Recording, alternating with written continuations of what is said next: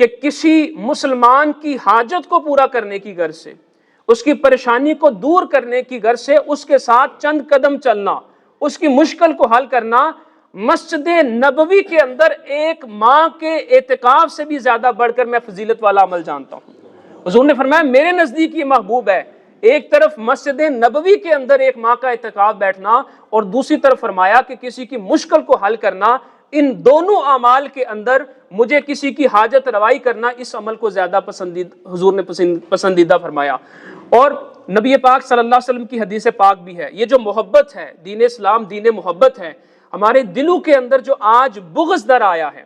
کینہ اور دوسروں کے معاملے میں نفرت در آئی ہے، اور دوسروں کو حقیر جاننے کا جو رویہ ہمارے اندر پیدا ہو چکا ہے، یہ دین اسلام کی منافی ہے۔ اپنے دلوں کو دوسروں کے لیے صاف رکھنا، یہ اللہ رب العزت کی عبادت ہے، اس کی عبادت کی ایک قسم ہے۔ نبی پاک صلی اللہ علیہ وسلم نے ارشاد فرمایا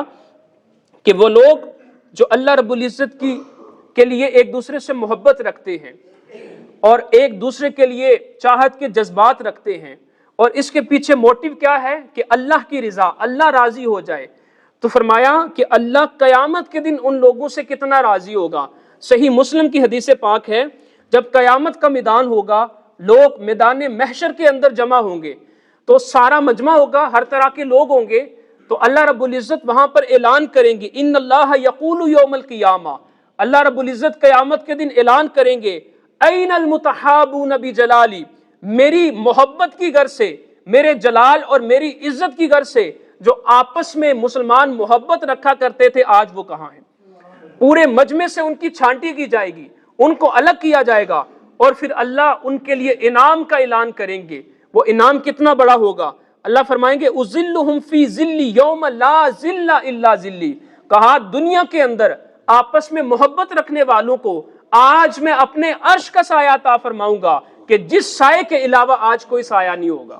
اس دن کسی درخت کا سایہ نہیں ہوگا، کسی دیوار کا سایہ نہیں ہوگا، اور کسی مکان، کسی عمارت، کسی ٹیلے کا سایہ نہیں ہوگا، فقط اس دن عرش الہی کا سایہ ہوگا۔ اور یہ خوش نصیب جس کا دل لوگوں کے لیے پاک تھا، دل کے اندر محبت کے جذبات موجود تھے، اس کے لیے اللہ فرمائیں گے کہ آج میں انعام کے طور پر اور خوشی کے طور پر اس کو اپنا عرش کا سایہ عطا فرماؤں گا۔ اور دوسری روایت کے اندر فرمایا المتحابون فی جلالی لہم منابر من نور، قیامت کے دن ایسے لوگوں کو نور کے ممبروں پر بٹھایا جائے گا، اور انہیں دیکھ کر انبیاء اور شہداء بھی رشک کیا کریں گے۔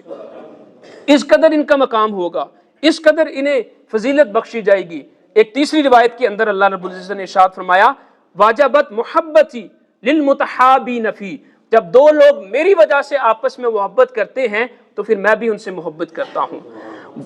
والمتجالسین فیہ، اور آپس میں ایک دوسرے کے پاس اس لیے بیٹھتے ہیں کہ اللہ کی رضا کے لیے، اللہ کی محبت کی وجہ سے وہ آپس میں ایک دوسرے کے ہم نشین ہیں، اکٹھے بیٹھتے ہیں۔ والمتزاورین فیہ، اور ایک دوسرے کی زیارت فقط اسی لیے کرتے ہیں کہ اللہ کی رضا کے لیے۔ والمتبازلین فیہ، اور اللہ کی رضا کے لیے ایک دوسرے پر خرچ کرتے ہیں، تو اللہ فرماتے ہیں کہ ایسے لوگوں سے میں محبت کرتا ہوں۔ بلکہ الفاظ ہیں واجبت محبتی، میری محبت ایسے افراد کے لیے واجب ہو جاتے ہیں۔ تو یہ بھی ایک دین کا پہلو ہے، یہ بھی ایک نیکی کا تصور ہے، یہ بھی عبادات کا ایک حصہ ہے کہ ہم مخلوق خدا کو فائدہ پہنچائیں، نفع پہنچائیں، پیار محبت کے جذبات کو پروان چڑھائیں۔